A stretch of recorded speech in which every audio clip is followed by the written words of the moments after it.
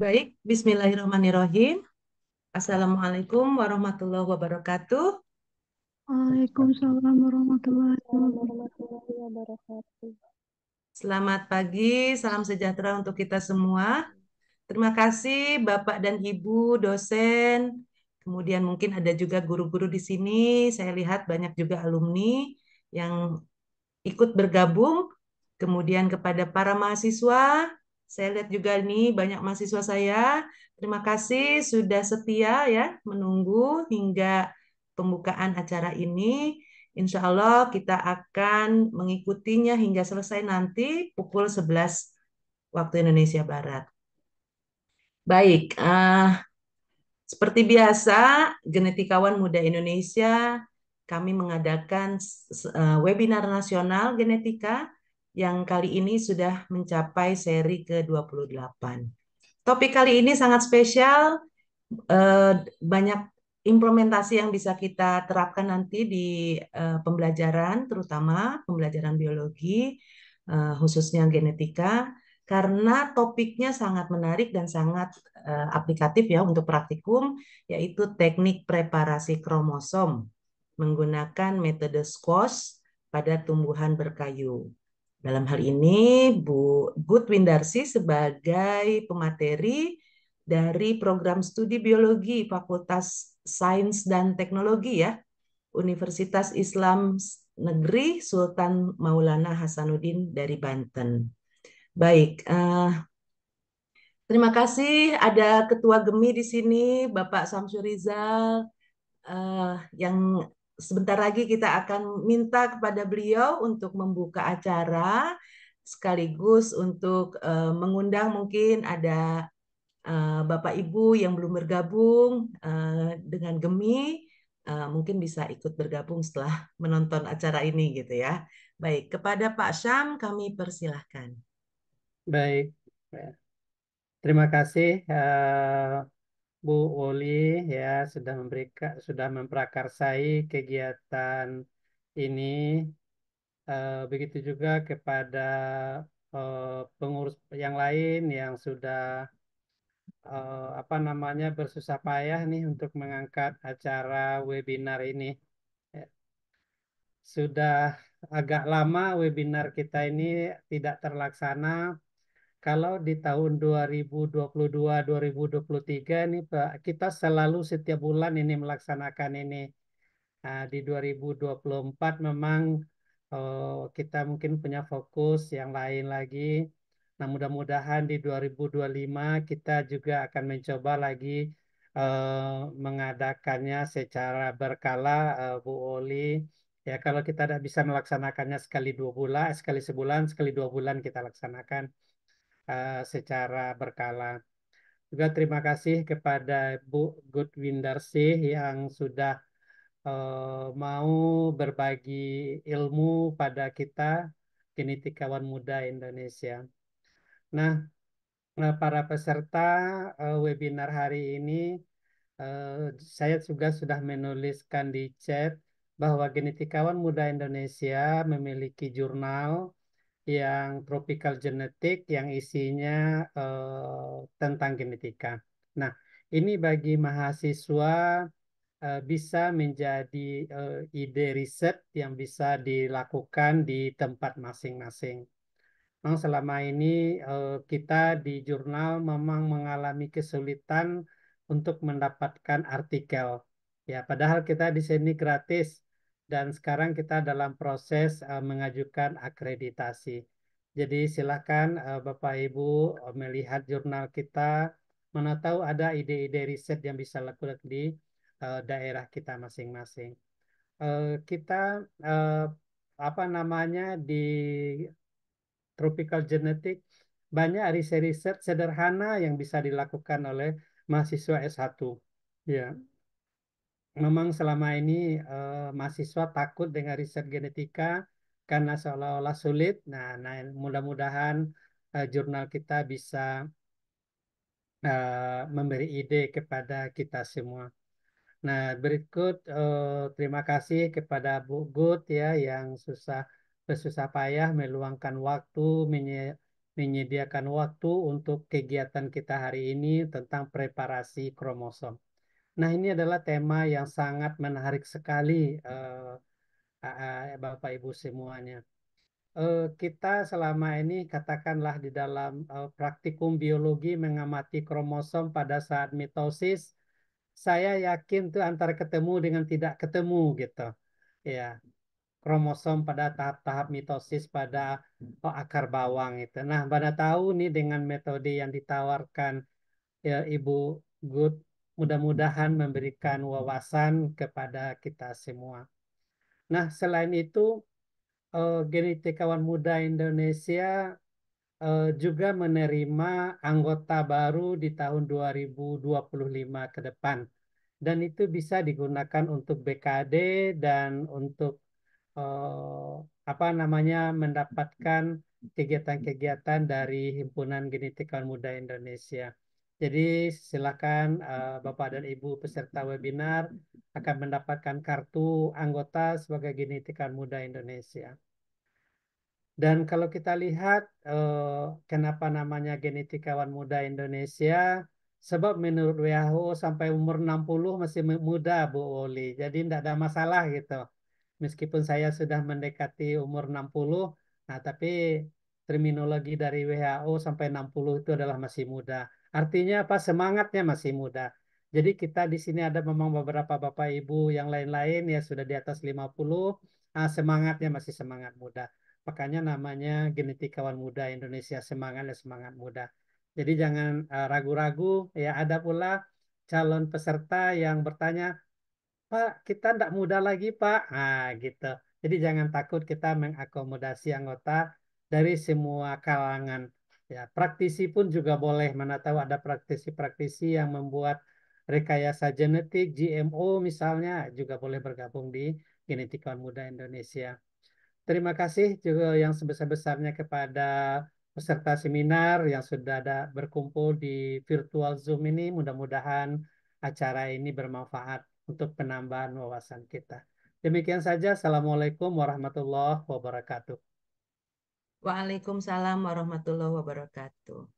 Baik, tanpa mengurangi kehikmatan dari acara ini, kita akan berlangsung saja ya ke acara inti, yaitu paparan tentang topik kita hari ini, eh, teknik preparasi kromosom menggunakan metode squash pada tumbuhan berkayu. Dalam hal ini, Bugut menggunakan sampel jati.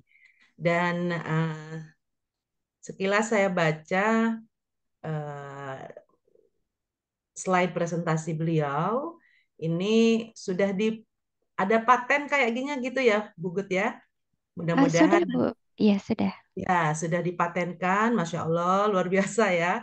Jadi adik-adik pun juga sebetulnya bisa kalau kita melakukan apa uji coba gitu ya, trial and error, kemudian mendapatkan hasil yang optimal, ini bisa juga diajukan untuk patennya ya, hak hak intelektualnya. Baik, tanpa memperpanjang waktu, kami persilahkan kepada Ibu Gutwindarsi untuk memberikan materi ya dalam hal ini tentang topik yang sudah saya bacakan tadi. Di sini saya tidak punya tidak punya CV, jadi Bu Gut aja langsung ya. Nanti kita berkenalan dengan Bu Gutwindarsi biar langsung dengan yang bersangkutan. Baik, silakan Bu Gut. Oh iya, terima kasih, Bu. Terima kasih atas waktu yang telah diberikan. Assalamualaikum warahmatullahi wabarakatuh. Mohon izin share screen, Bu. Monggo, saya sebentar ya. Saya jadikan co-host dulu. Ya. Baik.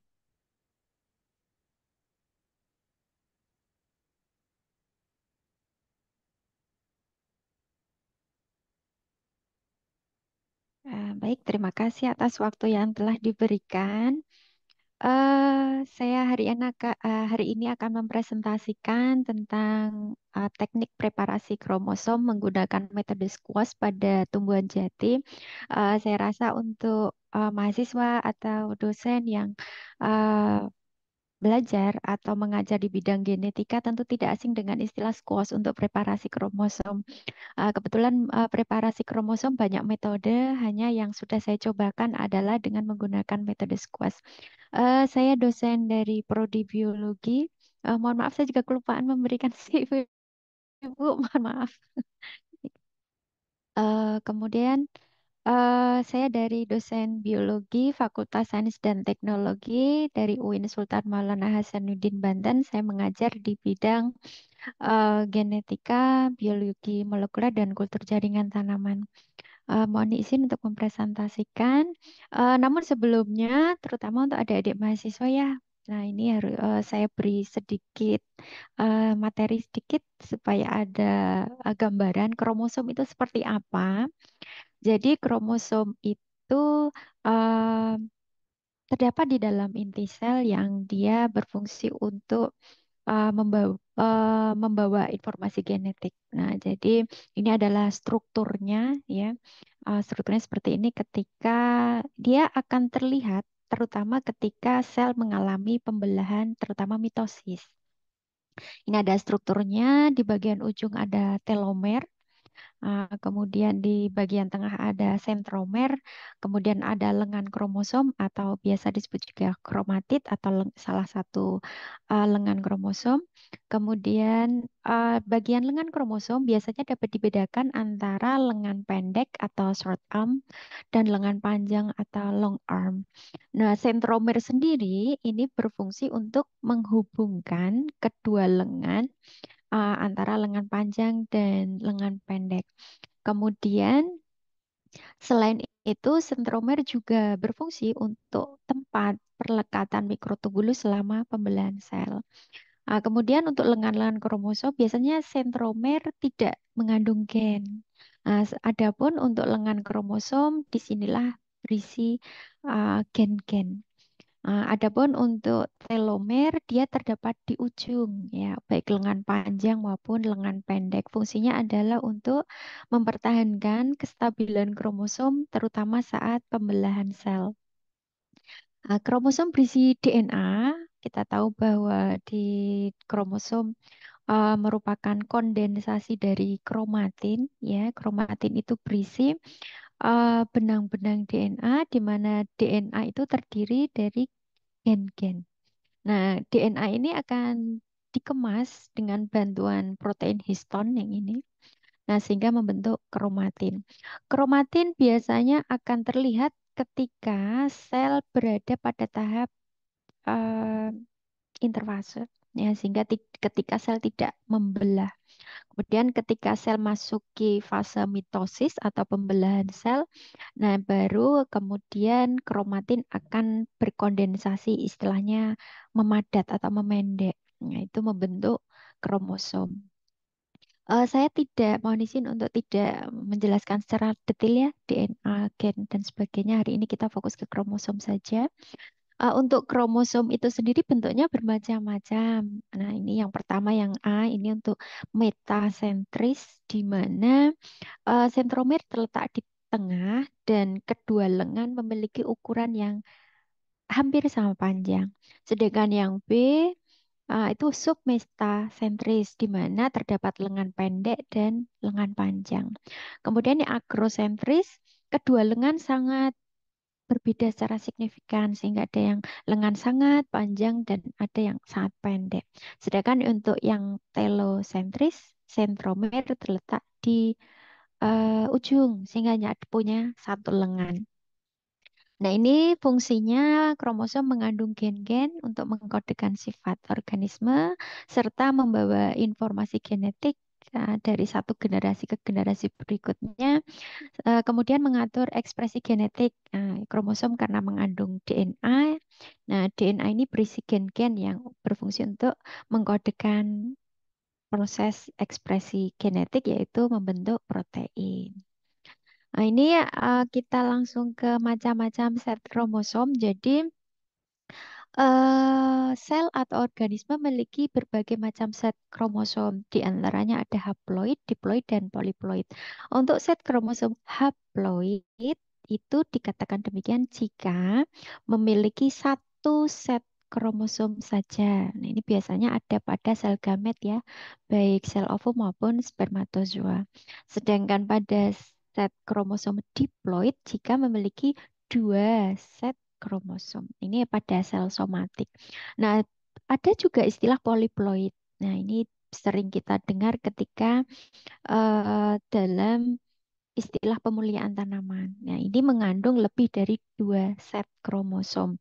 Nah, ini istilahnya banyak. Ada triploid, tetraploid, nah, pentaploid, dan sebagainya.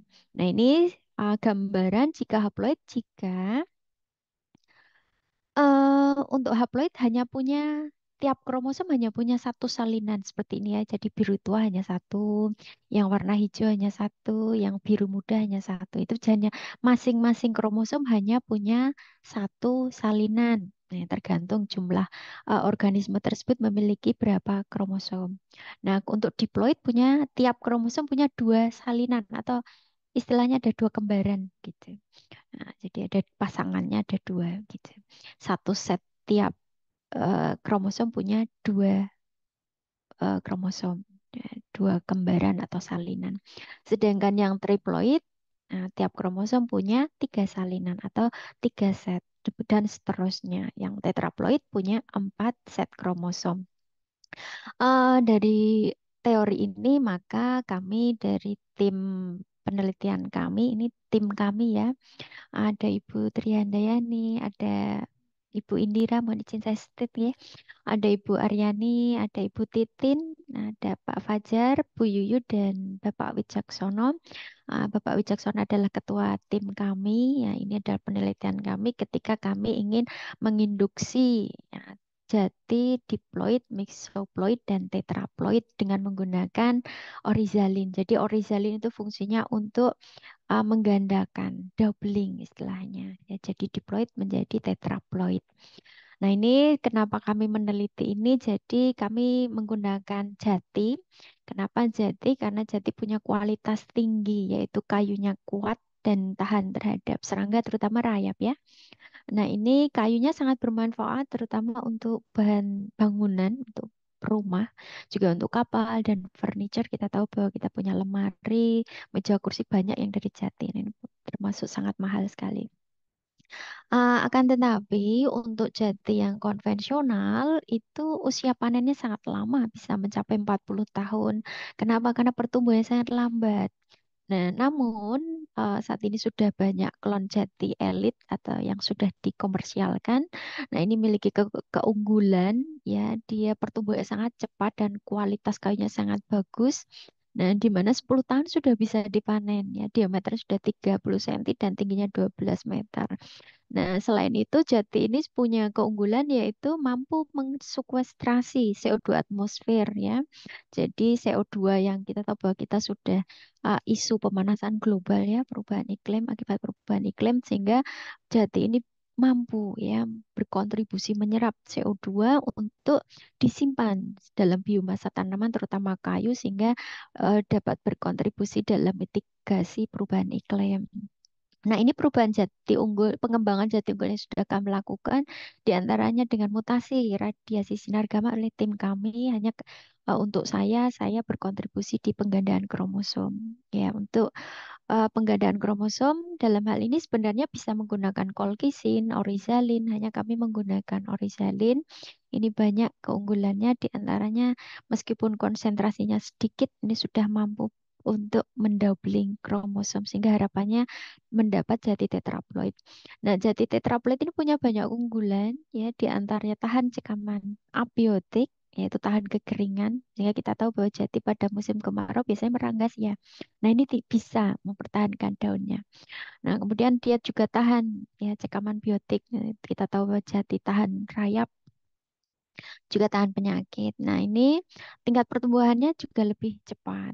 Nah, sehingga kemudian dia ukuran tanaman lebih besar, nih terutama diameter batang ya, sehingga meningkatkan kualitas kayu. Nah, ini adalah skema penelitian yang kami lakukan. Saya tidak akan menceritakan secara detail. Nah, dalam penelitian ini saya hanya fokus di penghitungan jumlah kromosom. Namun secara singkat, yaitu bahwa kami melakukan poliploidisasi menggunakan orizalin ya dengan menggunakan explant berupa tunas jati hasil kultur in vitro. Ini ada di publikasi kami sudah lengkap semua, mangga apabila ingin dibaca lebih detail lagi, ini menggunakan kultur jaringan, nggih. Nah, ini kemudian menggunakan media MS yang sudah dimodifikasi. Nah, kami gunakan orizalin dalam media cair. Setelah itu kami tanam di media MS semi solid. Nah, kemudian kita lakukan pemisahan kimera dengan di subkultur hingga ke-6. Nah, masing-masing 4 minggu. Nah, hasil subkultur kita aklimatisasi. Kemudian hasil aklimatisasi setelah 8 minggu kita pindah ke polybag di media pembibitan di nursery. Nah, di nursery kita tanam hingga umur 10 bulan. Nah, setelah itu kita seleksi ya secara awal. Karena tanaman poliploid umumnya memiliki daunnya lebih lebar, tebal, ya panjang, kaku, lebih hijau. Nah, ini ternyata tepinya juga bergelombang. Nah, dari jati yang mengindikasikan dia poliploid, kemudian kita analisis flow cytometer. Nah, kita cari yang mana yang diploid, mixoploid, dan tetraploid. Nah, ada kalanya sesuai dari berbagai macam penelitian ternyata analisis flow cyto tidak stabil. Artinya setelah di flow cytometer kemudian dia menunjukkan polyploid, ternyata dia turunannya bisa diploid. Nah, itu dari latar belakang itu kami mengkonfirmasi apakah betul dia betul tetraploid dan mixoploid. Nah, kami melakukan pengamatan ujung akar untuk mengukur diameter sel-sel, bagaimana perbandingan ukuran antara diploid, mixo, dan tetraploid. Kemudian kita juga memastikan jumlah kromosomnya. Dan yang terakhir adalah pengamatan stomata. Karena biasanya dengan stomata kerapatannya lebih rendah dan ukurannya lebih besar pada tanaman poliploid. Nah, kemudian kita pastikan bahwa untuk ada kesesuaian tidak antara flow cyto dengan konfirmasi ini. Nah, kami ini adalah jati yang sudah kami hasil dari nursery. Yang daun kita untuk pengamatan stomata dan flow cytometer. Untuk ujung akar, yang ini kita gunakan untuk pengamatan kromosom dan diameter sel. Ini adalah singkat ya, uraian singkat bagaimana kita melakukan preparasi kromosom dengan squash ya gitu. Nah, ini jadi yang pertama adalah ujung akarnya kita ambil ya. Kita biasanya akar itu ada yang warnanya coklat banget dan kalau yang baru tumbuh itu kelihatan, biasanya lebih putih gitu. Warnanya lebih putih. Kalau yang akar tua itu lebih coklat, lebih kecoklatan sekali. Nah, kita cari yang betul-betul yang akar melakukan pertumbuhan lebih putih gitu. Kita ambil sekitar 1 cm, kemudian kita cuci dengan air untuk menghilangkan kotoran. Kemudian kita fiksasi di larutan hidroksikuinolin ya 0,002 molar. Ini harus dalam botol gelap. Kenapa hidroksikuinolin bisa rusak jika kena cahaya? Kita bisa menggunakan botol flakon. Nah, jadi botol flakon kita isi dulu hidroksikuinolin dingin. Nah, kita taruh di kulkas dulu. Setelah dingin baru kita gunakan untuk ini. Kemudian disimpan di lemari es atau refrigerator. Nah, ini 4 derajat ya biasanya. Ini selama 3 hingga 5 jam. Kemudian dibilas dengan air. Setelah itu bagian tudung akar atau root cap. Jadi tudung akar itu bagian ujung akar yang dia berfungsi untuk melindungi akar ketika di dalam tanah ya untuk mencari jalan menuju dalam tanah ya karena akar kan tumbuh ya masuk ke dalam tanah. Nah, itu root cap ini menghasilkan lendir supaya tanah itu lebih basah sehingga akar bisa lebih mudah menembus tanah. Selain itu juga untuk melindungi meristem, ujung akar kan mengandung meristem ya. Ini kalau tidak dilindungi dia bisa rusak kalau menembus tanah. Nah, ini tudung akar harus dibersihkan, cukup dengan tangan biasa, manual gitu. Nah, setelah itu kita masukkan ke flakon biasa yang sudah diisi dengan asam asetat 45 derajat, persen. Nah, ini 10 menit saja, kemudian dipindah ke larutan HCl1N dan asam asetat 45%, 3:1. Kemudian ini diletakkan di water bath pisang. Ya, atau kami biasanya pakai water bath 60 derajat.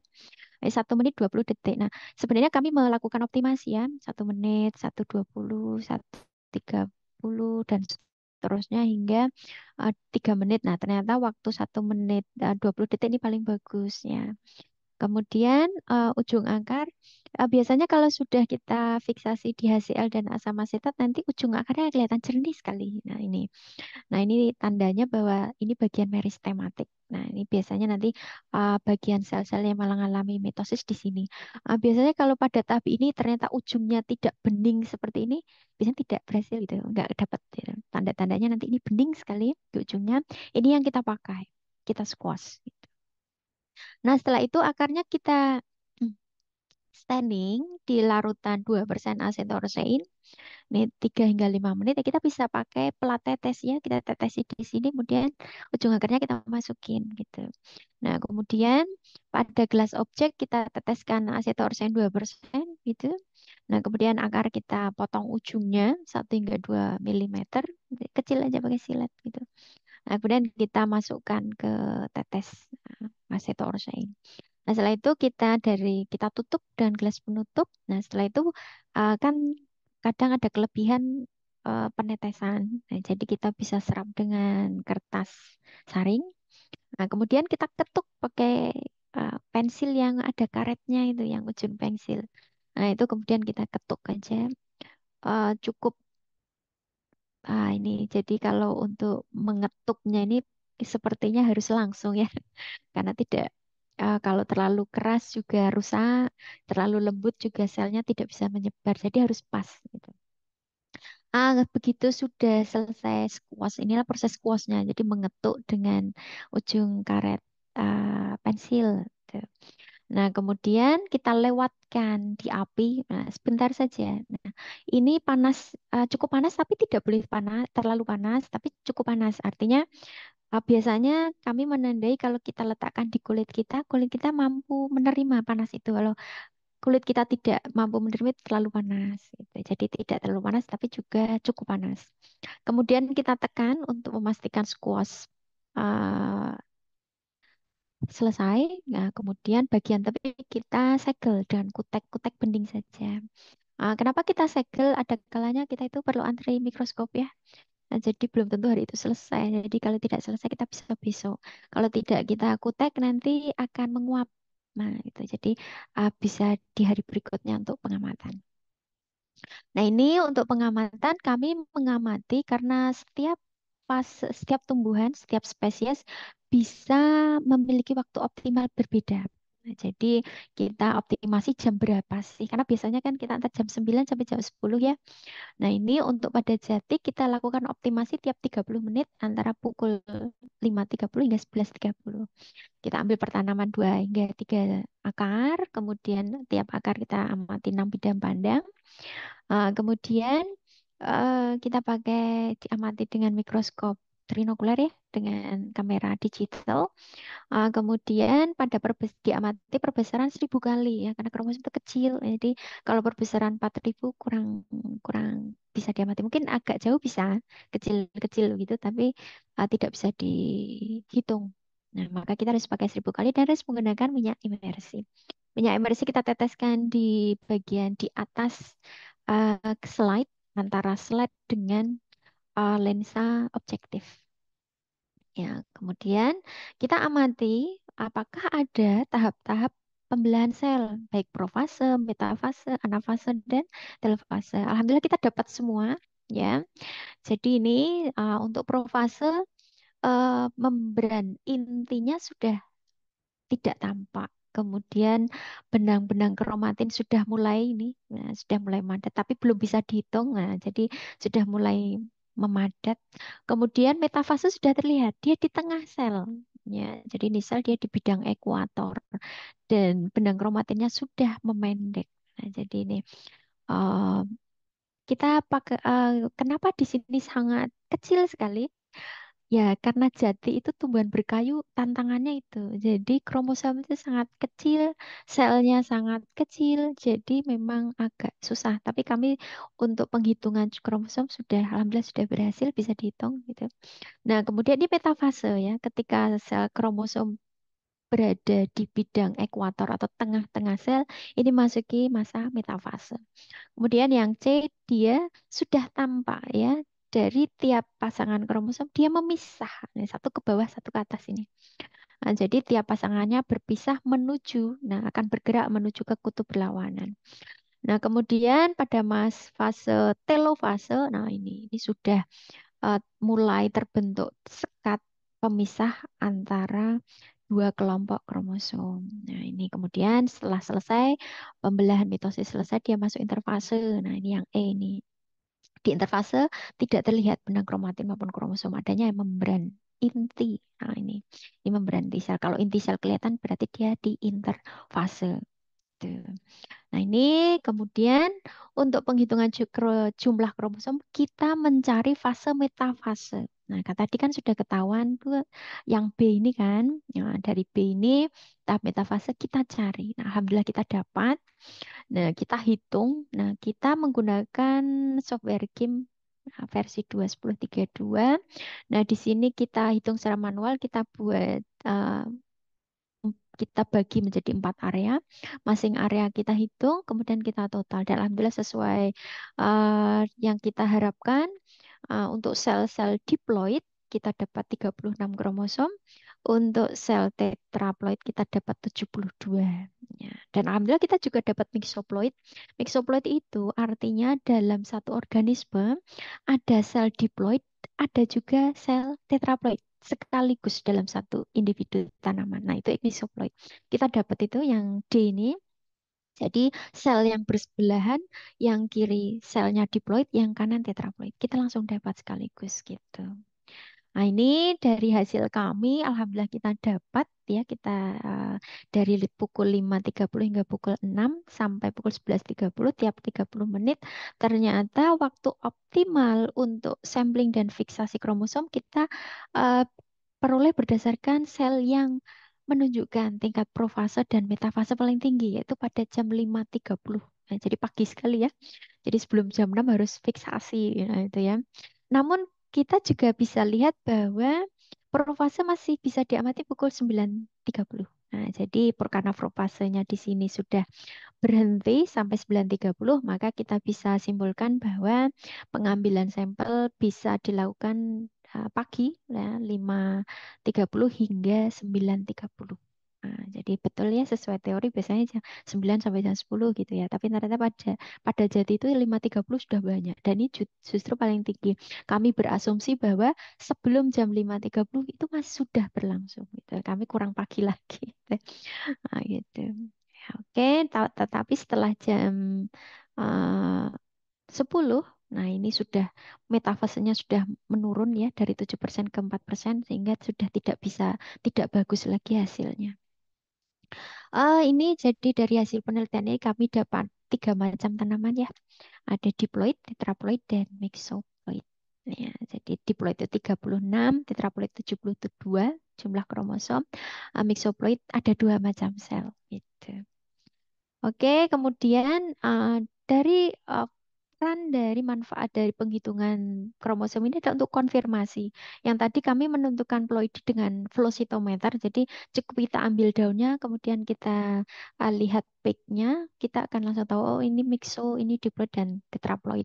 Namun dari hasil kami ternyata konfirmasi kromosom dengan flow cyto itu berbeda. Ini sebagai contoh ya, tanaman diploid, nah ini tidak kita dari tanaman diploid hasil prosito ternyata dengan penghitungan jumlah kromosom ternyata diperoleh mixo. Itu ini ada satu tanaman ini.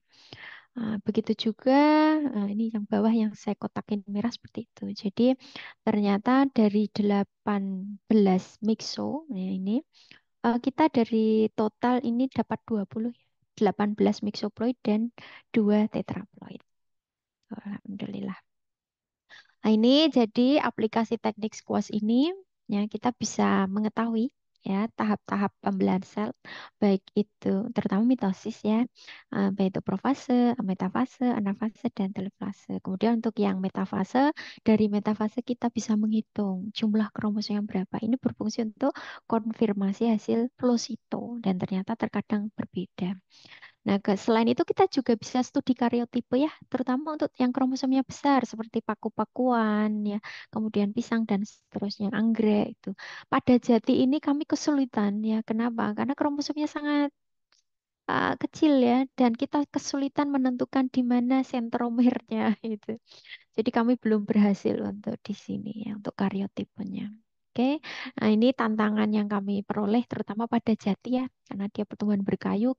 Pada tumbuhan berkayu ini sangat sulit, kenapa kromosomnya kecil ya, dan dinding selnya sangat keras. Kita harus optimasi untuk pelisisan menggunakan HCl dan asam asetat itu. Dan ini waktunya cukup, kami cukup kesulitan ya, kita harus optimasi dulu ya, kita dapat perendaman 1 menit 20 detik itu. Nah, ini ketika mensekuas itu tidak boleh terlalu keras juga tidak boleh terlalu lemah, karena kalau terlalu keras kromosom dan selnya akan rusak ya. Sehingga eh, kalau terlalu lemah juga tidak optimal, karena sel dan kromosom tidak akan berpencar sehingga kesulitan untuk dihitung atau saling menumpuk begitu. Nah, ini sehingga kurang cocok untuk yang kromosomnya kecil seperti jati dan sebagainya. Hanya alhamdulillah untuk karyotipe memang kita belum berhasil ya, tapi untuk penghitungan jumlah kromosom ploidi kita sudah bisa. Nah, ini saya mengucapkan terima kasih. Penelitian ini dibiayai oleh BRIN. Ya. Ini ke tim kami dipimpin oleh Bapak Dr. Wicaksono dan ini anggota tim kami yang lain. Kami ucapkan terima kasih. Untuk waktu dan acara berikutnya saya serahkan kepada moderator. Monggo Ibu Woli, mungkin dari saya cukup sekian, Bu. Baik, terima kasih Bu Gut. Masya Allah, luar biasa ya. Ini saya terus terang mendengar eh, pertama kita ngobrol, Bu Gut mau menampilkan topik ini, saya udah seneng. Soalnya kami, saya, Bu Fajri, salah satu anggota dari GEMI juga, kemarin itu berusaha sekali untuk melihat karyotipe pada tumbuhan buah langka yang ada di Kalimantan Barat. Betul-betul luar biasa susahnya. Iya, Jadi, Bu. ya Allah, Susah. betul-betul luar biasa susahnya. Eh, Kebetulan saya tidak ada basic untuk genetika tumbuhan, tapi Bu Bu Fajri ada basic untuk itu. Tapi tetap eh, memang tadi ya harus nyoba-nyoba ya untuk Betul. timingnya itu harus. Nah, terus Mm-mm. teknik squashnya itu yang ngetuk-ngetuk pensil itu sepertinya sederhana gitu, tapi luar biasa. Kalau Tuhan belum budak kayaknya memang belum bisa ya. Betul, Apalagi Bu. sampai memiliki apa namanya tahapan yang begitu pas gitu ya, yang optimal gitu untuk setiap timingnya. Belum lagi tadi ya, kita nyobain dari pukul 5.30 sampai 6 sampai ke pukul 11.30. 30. Saya pribadi yang melaksanakan penelitian itu salut sekali. Luar biasa, Bu Gut ya. Kebayang setengah 6 sudah harus fiksasi ya. Oke, kita coba Iya, Bu. dengarkan pendapat atau pertanyaan mungkin dari adik-adik mahasiswa yang ingin bertanya. Monggo, silahkan. Bisa mengangkat tangannya, kemudian bertanya langsung kepada narasumber. Ayo, ditunggu. Silahkan, ada yang bertanya? Jangan cuma mau sertifikatnya ya.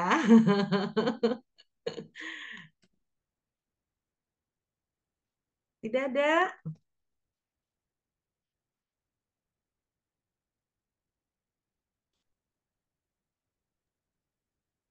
Mungkin bisa kita berikan contoh, Bu Boli. Oh, monggo, Pak Andik. Silakan. Assalamualaikum, Bu Gus. Sehat selalu. Waalaikumsalam, Pak. Pripun kabar? Oke. Ini sekaligus reuni, Bu. Reuni teman Iya, satu betul, lab di Pak. sini. Bu Gus, terkait dengan mixoploid, saya tertarik di sini. Maksudnya, apakah eh, bagaimana terbentuknya mixoploid gitu, Bu? Jadi kalau misalkan Bu Gus ada informasi terkait dengan bagaimana pembentukan mixoploid, mungkin bisa disampaikan ke teman-teman gitu.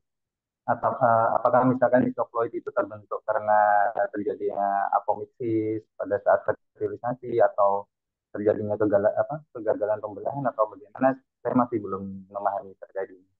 Terima kasih Bu Gut. Oke, baik Pak. Terima kasih. Jadi, mixoploid itu kan bagian dari kimera ya Pak. Jadi, ketika explant, jadi kita gunakan explant pucuk tunas dan buku ya, jadi buku tunas. Nah, ketika kita kan direndam di larutan MS cair yang sudah diberikan orizalin. Nah, ketika kena orizalin itu jadi tidak semua sel ya kan jadi tidak semua sel atau tunas dari sel-sel dari tunas itu kan tidak semuanya akan mendobling gitu. Hanya satu atau dua atau bagian sisi kanan atau sisi kiri kita tidak tahu. Nah, oleh karena itu ketika tanamannya tumbuh eh, ketika di subkultur pertama, nah, ketika tanaman sudah diorisalin kan ditanam di media MS padat. Nah, itu akan tumbuh tunas baru. Nah, tumbuh tunas baru ini kita tidak tahu sel mana yang akan mendobling. Nah, jadi ada sel yang mendobling, ada yang sel yang tidak mendobling. Ini disebut kimera. Jadi, oleh karena itu, karena ada sel yang mendobling, tidak mendobling, maka ada tunas yang eh, mungkin buku satu tunas kan kalau tunas kan ada buku gitu kan. Mungkin buku satu eh, ada tetraploidnya sudah mendobling, tapi buku kedua masih diploid, dia tidak. Nah, inilah kimera. Dalam satu tanaman atau tunas ada yang sel tetraploid dan ada yang tidak. Nah, inilah kimera. Kimera inilah yang disebut mixoploid itu. Jadi di dalam satu individu atau explant atau inokulum dia ada yang diploid dan ada yang tetraploid. Nah ini harus dipisahkan. Dipisahkan dengan cara di subkultur. Nah, di subkultur dipotong-potong kembali, ditanam ke media baru lagi hingga beberapa subkultur. Kita lakukan hingga 6 kali ya. Ya untuk memisahkan kimera ini, memisahkan sel diploid dan tetraploid. Nah, oleh karena itu kalau sudah berhasil terpisah, maka akan jelas kita dapat tunas yang diploid dan tunas tetraploid. Sebenarnya mixoploid ini kita dapat 18 kan. Mesoploid ini harus kita subkultur lagi gitu. Karena dia masih ada campuran antara sel diploid dan sel tetraploid. Nah, kita harus pisahkan lagi gitu. Tapi alhamdulillah kita sudah dapat 2 tetraploid pure. Nah, jadi itulah yang kita harapkan. Gitu Pak, mungkin. Iya, siap. Matur suwun Bu Gut. Terima Iya, kasih. Pak. Ya, ini mah pertanyaannya tingkat tinggi ya. Oh, bosan Bu, memang saya belum tahu. Matur suwun. Iya, tapi memang di situ menariknya ya, Bu Gut ya. Di dalam satu individu kita bisa menemukan kondisi yang sudah terploid-ploidi gitu ya, dengan kondisi Mm-mm. yang masih dalam kondisi diploid ya. Iya, Karena memang betul.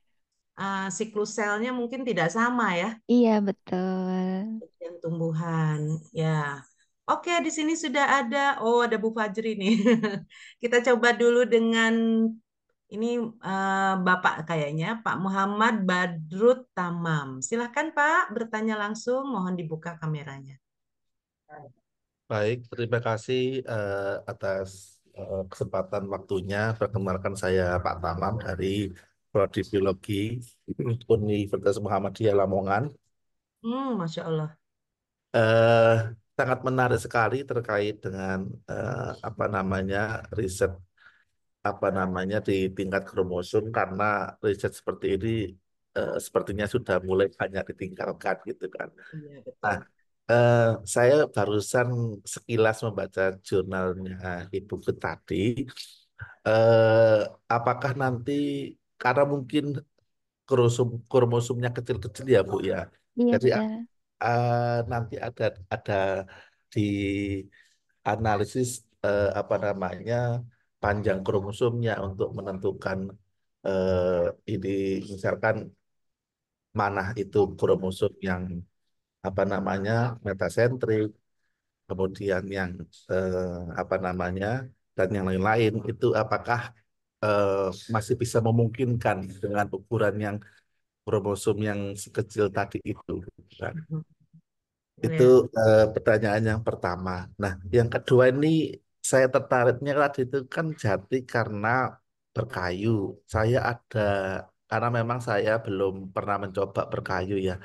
Saya ada tanaman yang memang di apa namanya, tanaman zaitun. Kebetulan zaitunnya itu zaitun tropis ya, karena dan berkayu juga gitu kan.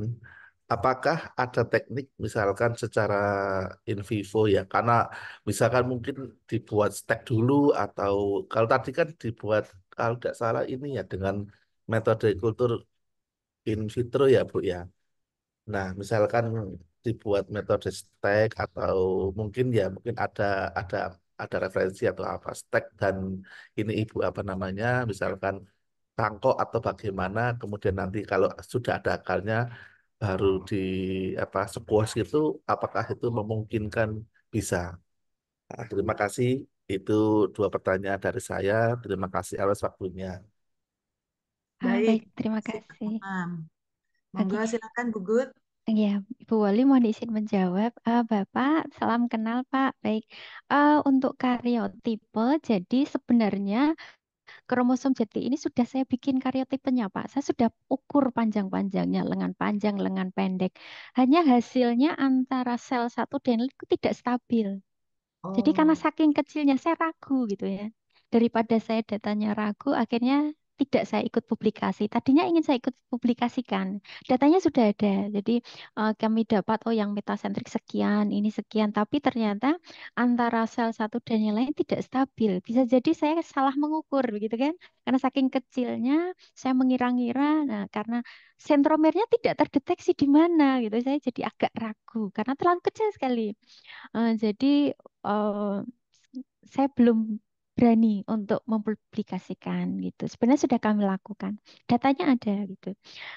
Kemudian untuk pertanyaan kedua, tadi kan untuk jati kami dari kultur in vitro, nggih. Nah itu kami setelah aklimatisasi kita tanam di nursery, di pembibitan. Jadi kita tanam di pembibitan di polybag sudah dengan pakai medium tanah dan sebagainya medium pembibitan. Nah, itu akarnya baru kita ambil. Sebenarnya kalau pakai zaitun kan tidak pakai in vitro sih.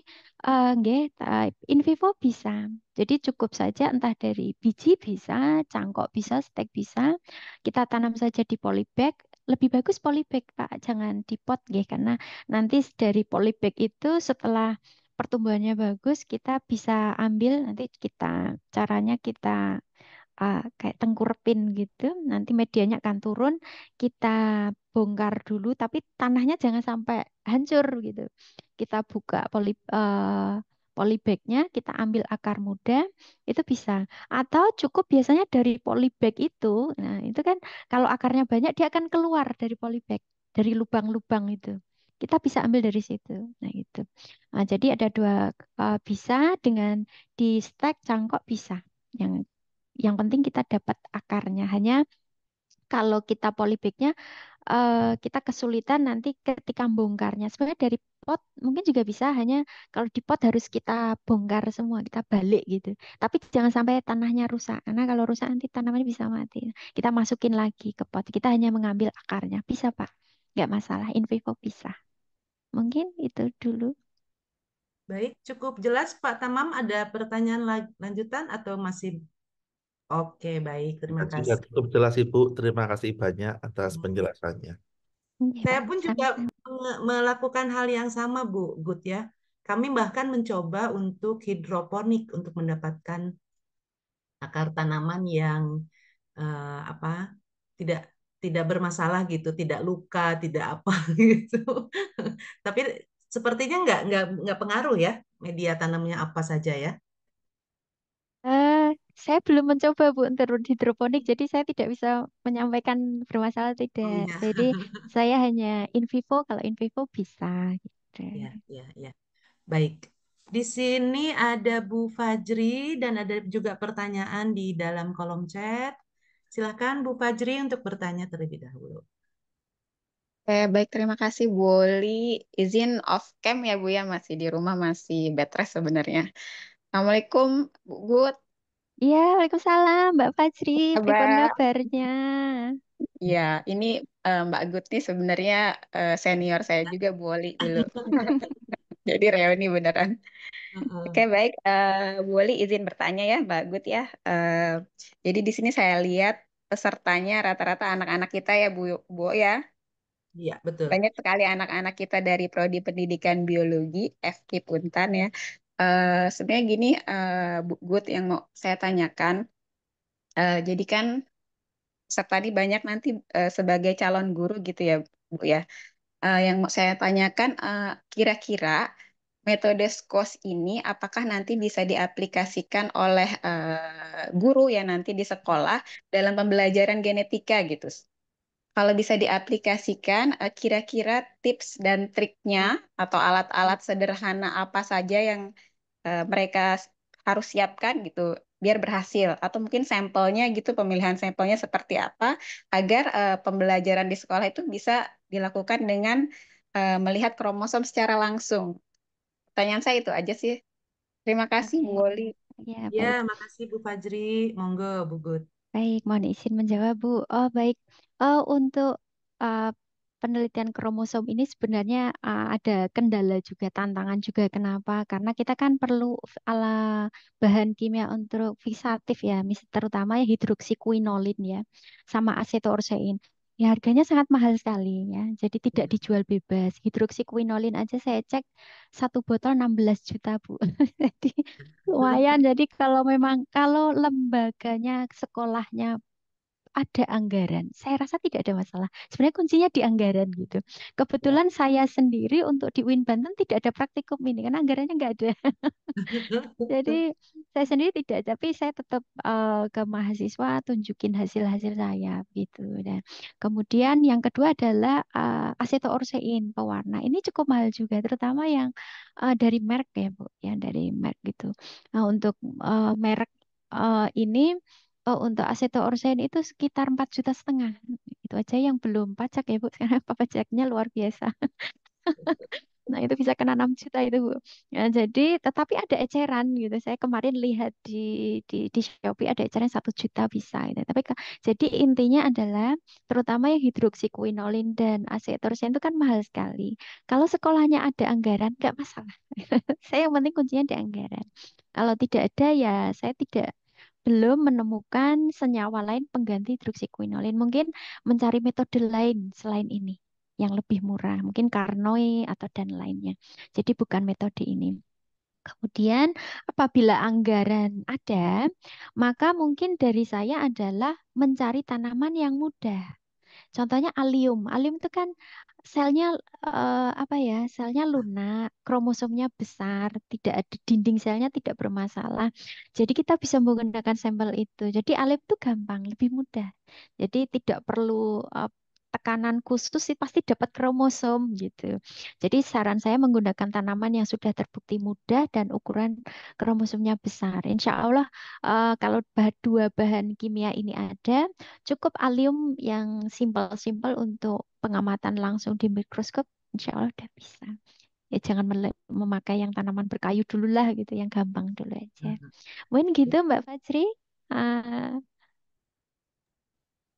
Oke, baik. Kalau pakai acetoorsein aja bisa nggak, Bu? oh tidak bisa, harus difiksasi. Harus difiksasi ya? Acetoorsein itu kan hanya mewarnai ya.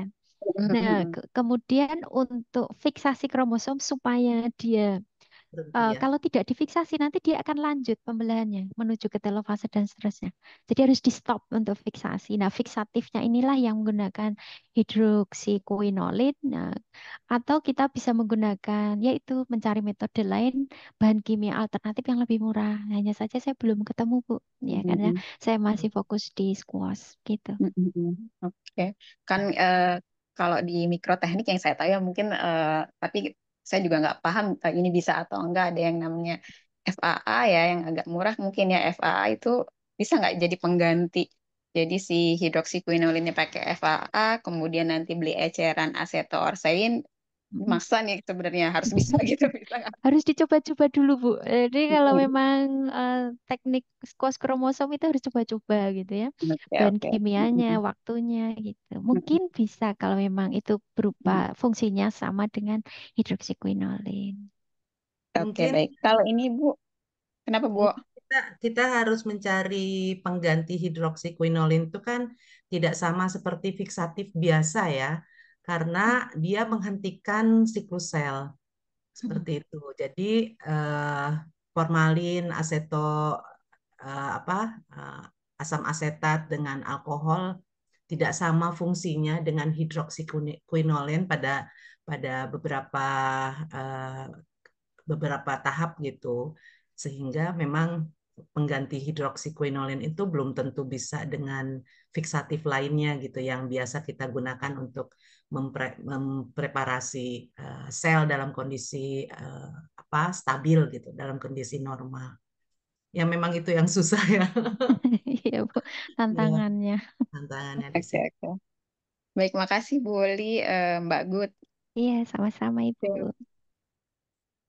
Ini ada masukan nih, izin sharing kata Pak Tamam. Kalau larutan fiksasi untuk praktikum bawang bisa pakai fiksatif Carnoy.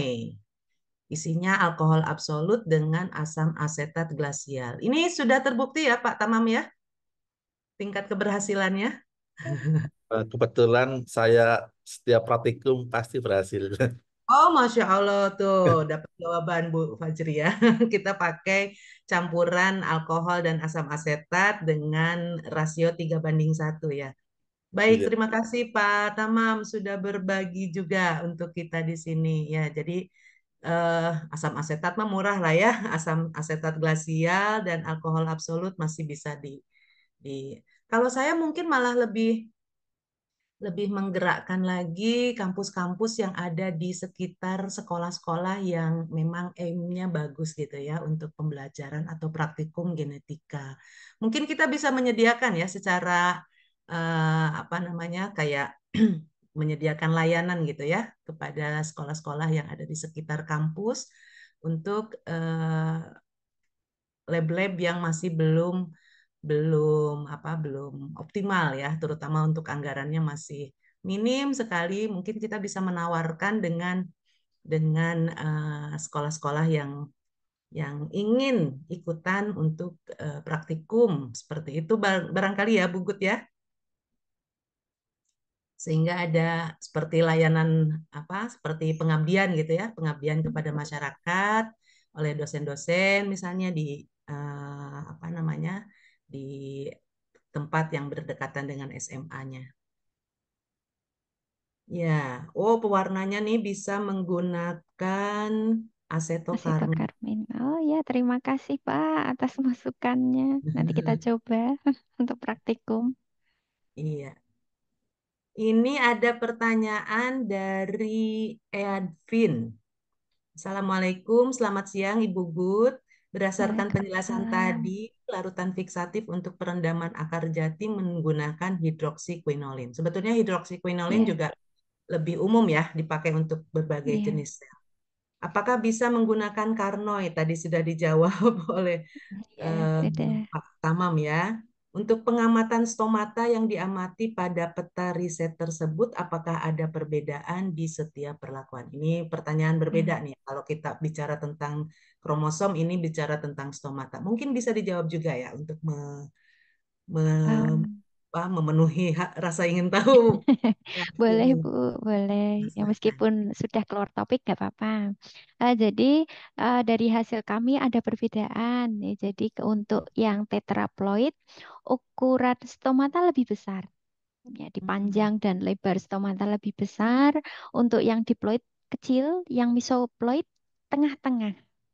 Jadi mixoploid itu ukurannya di antara diploid dan tetraploid ya.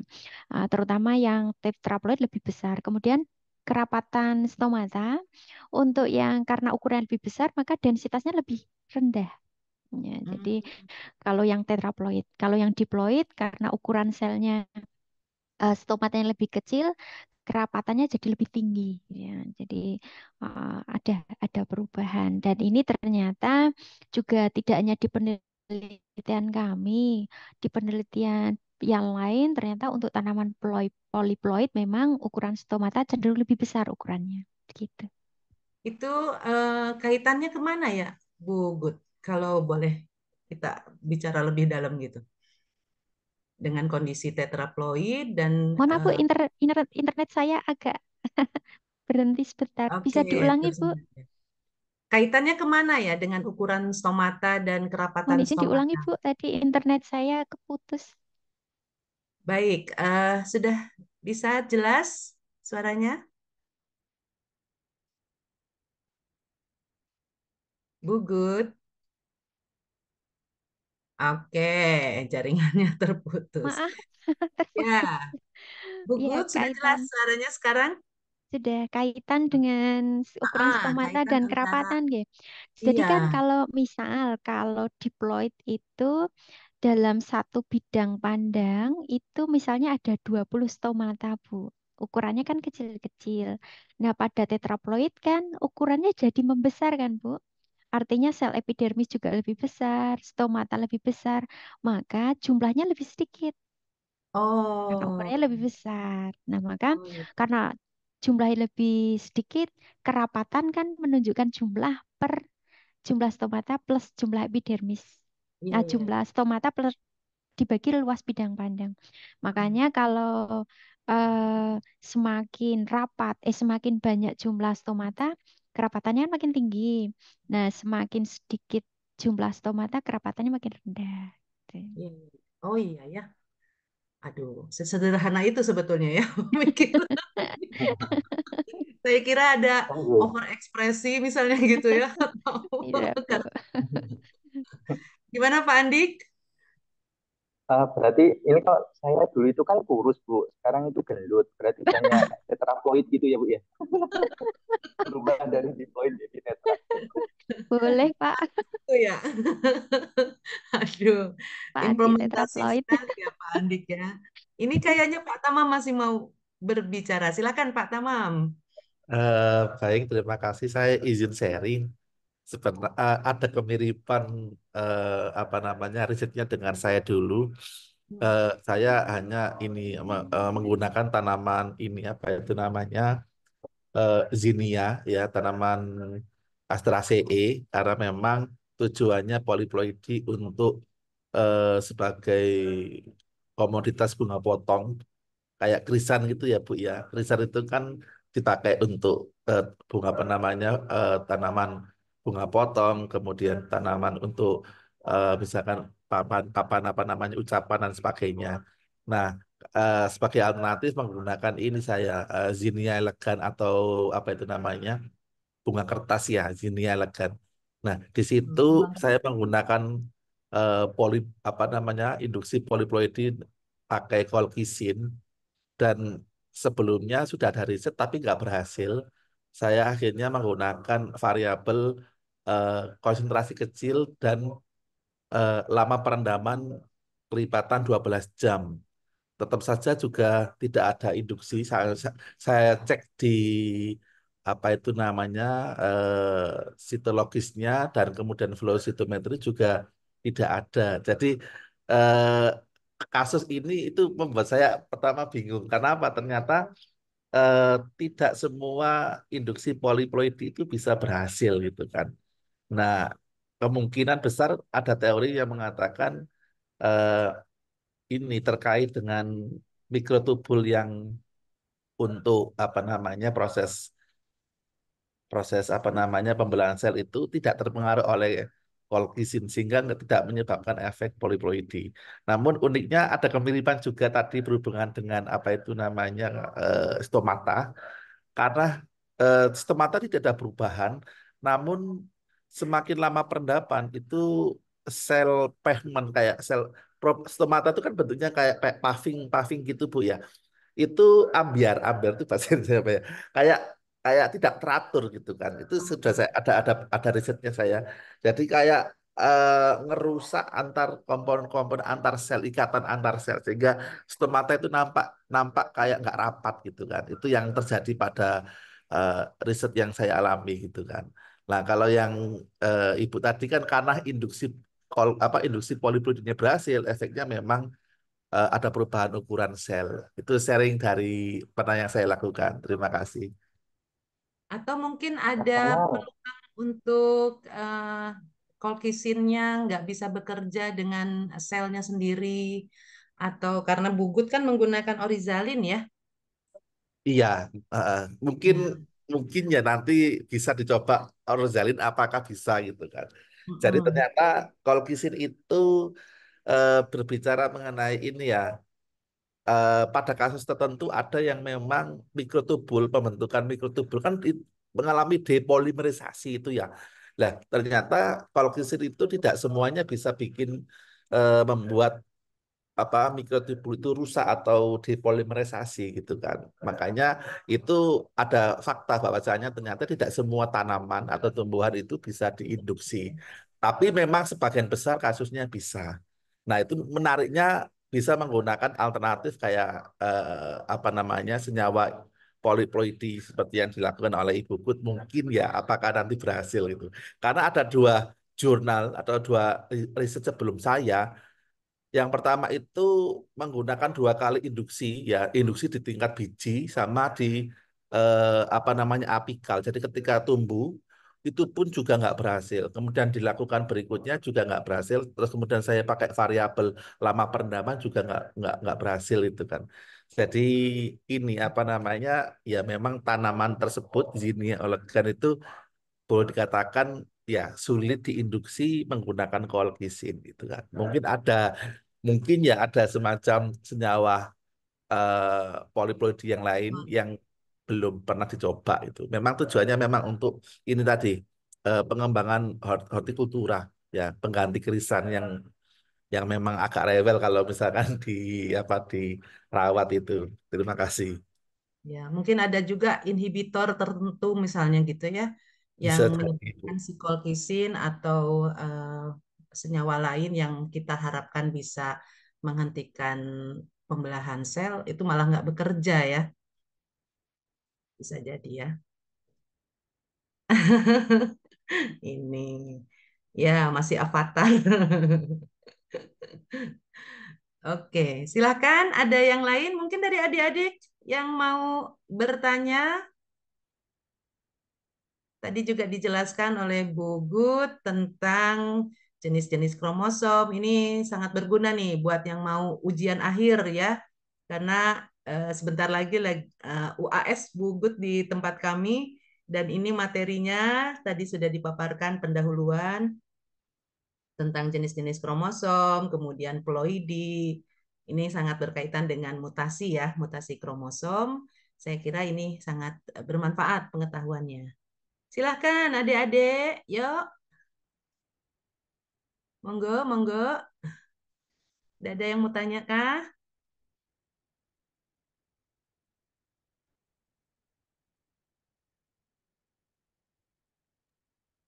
Wah, mungkin karena dosennya ada di sini kali ya. Apa kita live dulu aja Bu ya? Iya, gitu ya maksudnya. Agak dengan Silakan. narasumber aja. Mm-mm. Monggo, silakan. Agung tidak mau nanya kah? Biasanya Agung nanya kalau di kelas. Ayo. Nova, Nova, nggak mau nanya kah? Silakan.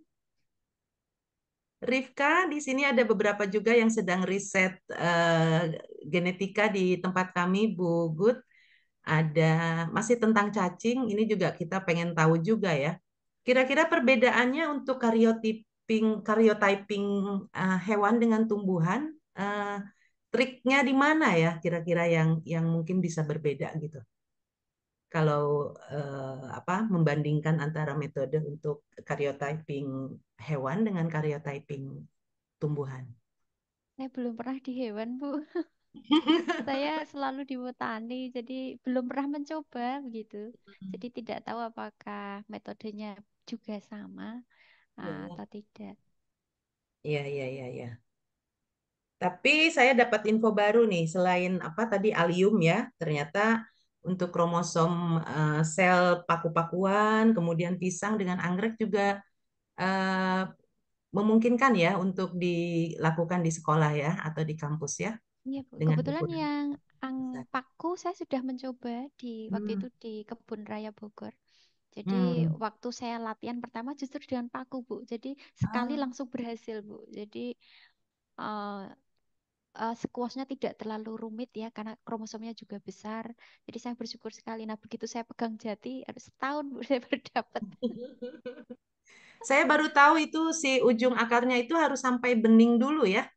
Iya, Dengan hmm, jadi ada apa namanya? Ada korelasi apa terhadap keberhasilan kita untuk squashingnya? jadi kalau ujungnya itu setelah di HCl dan asam asetat itu tidak ada bagian ujung bening itu kan bagian meristem ya Bu ya yang Hmm. uh, mengalami mitosis. Kalau itu tidak ada, saya coba itu tidak akan muncul Oh gitu. mitosisnya. Semuanya akan interfase semua. Tapi Hmm. kalau ada yang bening seperti itu, pasti ada. Entah itu tahapannya minimal lah, profase atau telofase, pasti ada salah satu. Iya, iya, iya, iya. Kalau selain ujung akar, itu bisa diambil dari bagian mana lagi ya? Tunas gitu atau bagian atas gitu? Secara teori sebenarnya eh, harus dicari untuk yang meristem, Bu. Kalau di pisang kemarin rekan kami ada publikasinya, saya lihat ada yang di bagian bunga benang sari ya Bu ya, kalau tidak salah. Hmm. Ya, jadi terutama yang bagian meristemnya Bu, yang meristematik. Hanya saya belum pernah mencoba, saya baru ujung akar saja. Ya, karena itu yang lebih berhasil ya. Udah jelas Iya. bakalan bakalan apa? Kita temukan siklus sel di situ ya, pembelahan Iya. sel di situ. Sebenarnya kalau ujung tanaman atau ujung pucuk gitu ya Bu ya atau ujung daun bisa secara teori.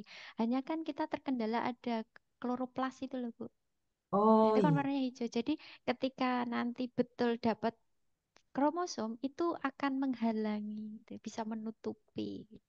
Itu Hmm. yang saya baca di berbagai referensi sehingga saya tetap mencoba ujung akar saja. Untuk stainingnya juga mungkin akan ada kendala ya. Iya betul. Ya, untuk pewarnaannya mungkin akan ada kendala sendiri. Baik. Ini beneran nggak ada yang mau nanya nih? Mungkin Pak Sam mau bertanya karena sudah membuka mikrofon nampaknya nih. Iya, terima kasih Bu Oli, Mbak Gut ya. Pertanyaan apa namanya materinya memang bagus sekali. Di sisi lain, kami di Padang pernah mencoba untuk membuat tetraploid itu Mbak Gut. Cuma kan memang eh, hasilnya itu memang belum belum maksimal gitu. Waktu itu kita menggunakan kolkisin untuk membuat tetraploid pada bengkuang. Jadi bengkuang ini kan tanaman khas Kota Padang, Pak Gut. Nah, jadi memang dengan apa namanya, dengan ide dari Mbak Gut ini mungkin bisa teman-teman yang lain bisa apa namanya mengadopsi gitu. Kemudian ini Mbak Gut sama Bu Oli nyambung dengan persoalan kita tentang jurnal kita, Bapak Ibu semuanya. Memang kita jurnal kita ini memang sangat terhambat dengan artikel-artikel. Jadi kalau memang ada artikel-artikel mahasiswa, artinya artikel yang ringan-ringan aja sudah nggak apa-apa gitu. Nggak harus juga artikel-artikel yang risetnya panjang, berat gitu. Kan memang jurnal kita juga baru pada tahap merintis. Jadi kita dari tim editor nih sangat mengharapkan bantuan dari Bapak Ibu untuk mau mensubmit ke jurnal kita. Ya, enggak apa-apa Bapak Ibu, jurnal mahasiswa, apa artinya artikel dari riset-riset, mini riset mahasiswa juga tidak apa-apa. Karena jurnal kita ini memang spesifik yaitu tentang genetika.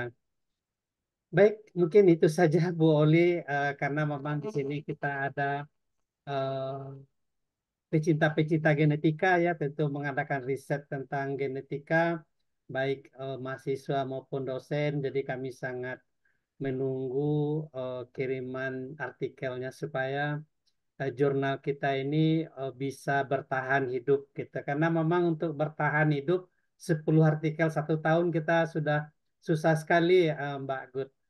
Nah, jadi dengan itu menghimbau ya kepada kawan-kawan di sini. Mungkin itu saja Bu Woli ya, mudah-mudahan banyak yang ada taman-taman artikel lain untuk dipublish di jurnal kita. Terima kasih ya. Assalamualaikum warahmatullahi wabarakatuh. Waalaikumsalam warahmatullahi wabarakatuh. Baik, terima kasih Pak Syam. Ya, betul sekali ya, adik-adik sekalian. Mungkin ada juga yang mau menulis apa namanya, apa ya namanya ya, bukan artikel hasil riset, bukan research artikel ya, tetapi resume ya, gabungan dari teori-teori mungkin juga bisa dimasukkan ke dalam jurnal kita, Tropical Genetics ya, atau mungkin trial dan error dari sebuah metode, kan penelitian itu juga tidak selalu harus berhasil ya, mungkin ada tahapan-tahapan yang belum pas, kita bisa juga informasikan di dalam jurnal ya, agar orang mendapatkan pemahaman gitu ya, bahwa mungkin teknik ini atau metode ini masih belum optimal untuk sampel-sampel tertentu atau spesimen-spesimen tertentu. Ya, betul sekali Pak Syam. Kita memang membutuhkan artikel untuk survivalnya jurnal kita. Saya yakin Bapak Ibu semua bisa ya, bisa memberikan kontribusi yang positif kepada jurnal kita. Mudah-mudahan akreditasinya juga cepat keluar ya Pak Syam, sehingga bisa menarik, Iya. ya, bisa menarik minat untuk para akademisi, para penulis ya, untuk mengirimkan atau submit ke jurnal kita. Baik, tidak ada lagi pertanyaan ini. Monggo, masih dibuka, masih ada waktu 10 menit.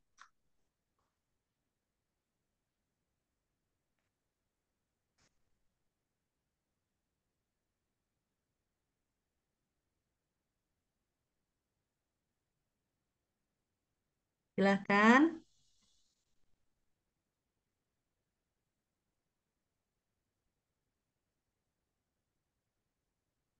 Oke, jika tidak ada, mungkin Bu Gut ada closing closing apa ya? Closing statement gitu ya untuk tadi hasil paparannya. Baik, hatur nuhun atas kesempatan yang telah diberikan. Saya diizinkan untuk memberikan sedikit ya menularkan ilmu begitu. Terutama untuk adik-adik mahasiswa karena kami tidak praktikum Bu kemarin ya karena terkendala dengan anggaran dan sebagainya. Nah, alhamdulillah saya share ke adik-adik mahasiswa saja. Semoga mendapat ilmu. Kemudian apabila ke depan mungkin peluang kolaborasi penelitian, monggo saja kami sangat terbuka. Insya Allah kalau memang ada kita bisa ajukan hibah dan sebagainya, kami sangat terbuka gitu. Mungkin dari saya itu saja Bu. Terima kasih atas waktu dan kesempatan yang diberikan. Baik, terima kasih. Dengan ini kita akhiri sesi paparan narasumber. Tanpa berkecil hati, bulan depan kita akan coba tampilkan juga tema-tema yang sama menariknya. Insya Allah ada Bu Rizka Hasanah dari Palangkaraya ya. Insya Allah bulan depan kita akan coba dengarkan paparan dari Bu Rizka tentang risetnya. Ya, sekali lagi saya ucapkan terima kasih Ibu Gutwin Darsi dari Banten ya, jauh-jauh nih ya. Iya, Bu. Kemudian Pak Syam, terima kasih Pak Andi. Kemudian di sini ada juga beberapa anggota lainnya, Ibu Alin ya. Saya lihat juga Bu Rizka juga ada di sini. Insya Allah bulan depan ya. Bu. Insya Allah, Bu. Baik, tanpa mengurangi rasa hormat, alhamdulillah kita sudah sampai di penghujung acara. Sampai ketemu bulan depan. Nantikan terus info dari kami untuk webinar genetika di bulan depan. Baik, akhirul kata, wassalamualaikum warahmatullahi wabarakatuh. Waalaikumsalam Assalamualaikum warahmatullahi nuhun warahmatullahi Ibu. wabarakatuh. Sami, Mohon Terima izin kasih, Bu pamit Oli. nih. sertifikat saya kirim ya, Bu Gut ya. Siap Ibu, matur nuwun. Ya, Mohon terima izin kasih live ya Bu. semuanya. Makasih. Makasih Bu, Makasih izin teman-teman keluar. semuanya. Cepat sehat Bu Ya, Fajri. terima kasih. Oke, amin. Bar ya, Bu. Yo, monggo. Wow. Izin live, Bu. Assalamualaikum. Ya, terima Selamat kasih. pagi. Makasih Pak Syam. Ya, sama-sama Bu Oli. Oh, Ya, berarti terima besok kasih. lagi yang Sehat terus, rencananya. Pak Sam. Ya, sama Pak Andik. Monggo, monggo. Silakan yang masih belum mengisi daftar hadir, nanti sertifikat kami kirim ke emailnya. Berarti bulan Desember kita lanjut ya Bu Oli. Ya, ada lagi Pak dari Bu Rizka. Kemudian Januari juga ada, Februari juga ada. Oh gitu, luar biasa Ya, ini kan. Alhamdulillah. Biasa itu kalau gitu kan. Saya pikir kalau nggak cukup kita sekali 2 bulan aja lagi di 2020. Ya, Alhamdulillah ini ada ininya. Halo Bu Cut, apa kabar? Bu. Ini tim halal nasional. Pagi. Aduh, ada flyer ini ya backgroundnya. Maaf, maaf, maaf, saya ganti dulu. Saya sudah minta mahasiswa meramaikan mahasiswa kelas saya ini. Ah, iya. Kebetulan saya lagi ada mau kerja, jadi saya Ya, alihkan ke acara gini aja. ya, makasih. Ya.